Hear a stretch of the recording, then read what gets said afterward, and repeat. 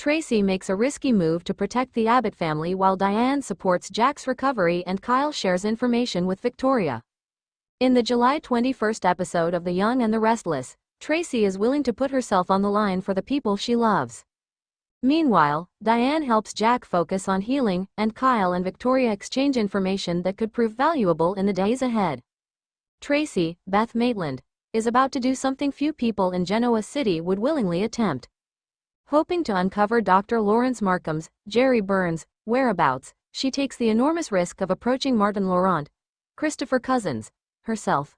After everything Martin put Traci through while pretending to be Alan, asking him for help isn't just dangerous, it's deeply personal. She knows exactly who she's dealing with, yet she's willing to put herself back in his orbit if it means finding answers that could help the Abbott family. Whether Martin is willing to reveal anything is another matter entirely. Even if he does know where Markham is, there's no guarantee he'll tell the truth. Traci's gamble isn't just trusting a dangerous man to talk. It's believing she can outmaneuver him long enough to learn something useful. Jack, Peter Bergman, continues the difficult process of recovering from the injuries that nearly cost him his life, and Diane, Susan Walters, remains by his side. Her support has never wavered since she escaped Dr. Markham, and she'll continue helping Jack focus on what lies ahead. With the Abbott family still navigating the fallout from Patty's, Stacy Heideck, actions, Jack's recovery remains one of the family's highest priorities. This is the story of a woman who has finally decided that some battles are worth fighting, even if it means facing her own personal monster. The Abbott family is still reeling from the chaos caused by Patty Williams and her accomplice, Dr. Lawrence Markham. While Patty has been arrested, Markham remains at large, and the threat he poses to Diane and the rest of the family is far from over. The man is a ghost, and the police don't seem to be getting any closer to finding him. Diane, determined to take matters into her own hands, forms a theory. The key to finding Markham might lie with Martin Laurent. Diane knows that Martin, currently in police custody, has a history with Markham. The two even co-authored a paper together. She believes that Martin could be persuaded to give them a lead, appealing to his ego or his desire for redemption. Traci overhears this plan and immediately shuts it down. She knows Martin would never talk to Diane. But she has a chilling alternative. Martin will talk to her. This is not a decision Traci makes lightly. The history between them is a nightmare she's still trying to wake up from. For months, Martin pretended to be his twin brother Alan, manipulating Traci and the entire Abbott family. He terrorized Ashley and played a key role in the abduction of Phyllis and Sharon. Traci fell in love with a monster, and the psychological scars run deep. However, there's a twisted advantage in that history. Martin has been sending Traci remorseful letters from his cell, claiming he wants to make amends.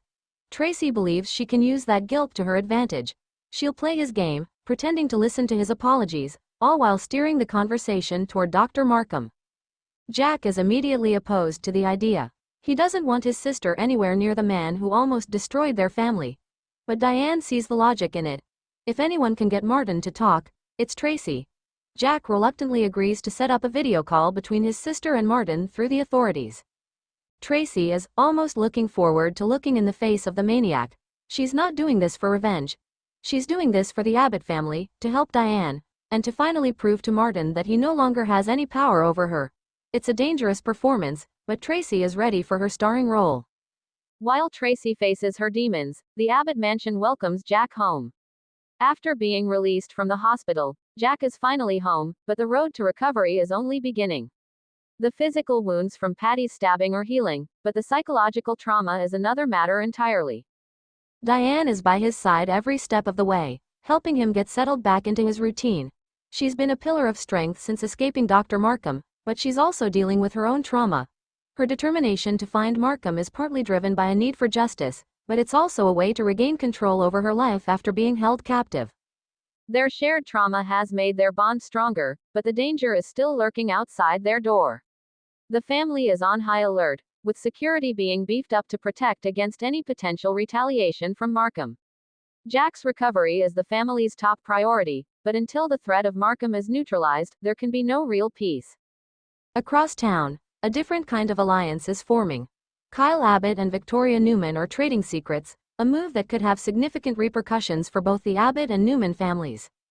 Kyle is still on his mission to take down Victor Newman, a goal that puts him at odds with much of his own family.